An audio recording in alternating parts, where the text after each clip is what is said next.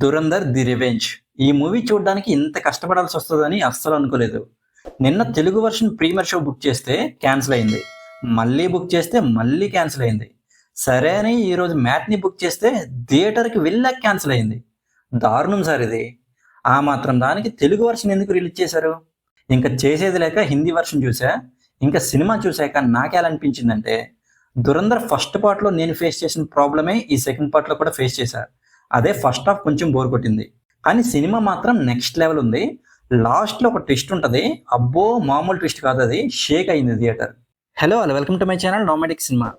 ఈ movie almost 4 hours ఉంది. అంత అవసరం లేదనిపించింది. ఒక 30 minutes వరకు ట్రిమ్ చేయొచ్చు. సినిమా స్టార్ట్ అయ్యాక ఒక మంచి యాక్షన్ సీన్ ఉంటుంది, అది చాలా బాగుంది. దాని తర్వాత నుంచి కొంచెం బోర్ కొట్టింది సినిమా. అండ్ సెకండ్ హాఫ్ మాత్రం పీక్స్కి వెళ్ళింది, నెక్స్ట్ లెవెల్ ఉంది సినిమా. స్పై మూవీ అంటే ఇలా ఉండాలి అన్న ఒక బెంచ్ మార్క్ సెట్ చేసింది ఈ మూవీ. మన ఇండియాలో జరిగిన కొన్ని రియల్ ఇన్సిడెంట్స్కి లింక్ చేస్తూ స్టోరీని భలే రాసుకున్నారు. ఇంకా సినిమా అయిపోయింది, ఇంకేముందిలే బాగానే ఉంది కదా వెళ్ళిపోదాం అనుకుంటాము, అప్పుడు ఇస్తాడయ్యా ట్విస్ట్. మామూలు ట్విస్ట్ కాదు, అది షేక్ అయింది థియేటర్. ఎవరు ఎక్స్పెక్ట్ చేయరు. ఒకవేళ చేసామంటే మాత్రం వాళ్ళు సోషల్ మీడియా చూసి ఉంటారు. ఇంక ఈ మూవీకి బిగ్గెస్ట్ ప్లస్ పాయింట్ మాత్రం శాశ్వత్ సత్యదేవ్ ఇచ్చిన బీజిఎం. షేక్ ఆడించాడు. అసలు ఆ బీజిఎం వల్లే సినిమా నెక్స్ట్ లెవెల్కి వెళ్ళింది. అలాగే ఈ మూవీలో యాక్ట్ చేసిన యాక్టర్స్ అందరూ కూడా చాలా అంటే చాలా బాగా పర్ఫామ్ చేశారు. రణ్వీర్ సింగ్ తన గురించి ఎంత చెప్పినా తక్కువే, ఇచ్చి పడేశాడు పర్ఫార్మెన్స్తో. లాస్ట్ సినిమా అయిపోయాక వాళ్ళ ఇంటికి వెళ్తాడు, అక్కడ తన యాక్టింగ్ మాత్రం నెక్స్ట్ లెవెల్ ఉంది. తనకి మాత్రం అవార్డ్స్ రాకపోతే అవార్డ్స్ పెట్టి కూడా వేస్ట్. నేను ఏ అవార్డు గురించి చెప్తున్నానో అర్థమైంది అనుకుంటా. ఇంకా ఆదిత్యధర్, ఏం తీసేవయ్యా సినిమా. స్పై మూవీస్ తీస్తే ఇలా తీయాలి అని చూపించావు.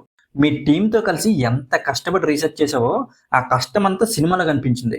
చిన్న చిన్న డీటెయిల్స్ కూడా చాలా బాగా చూపించావు. మెయిన్గా మాధవానికి పెట్టిన డీటెయిల్స్ చాలా బాగున్నాయి.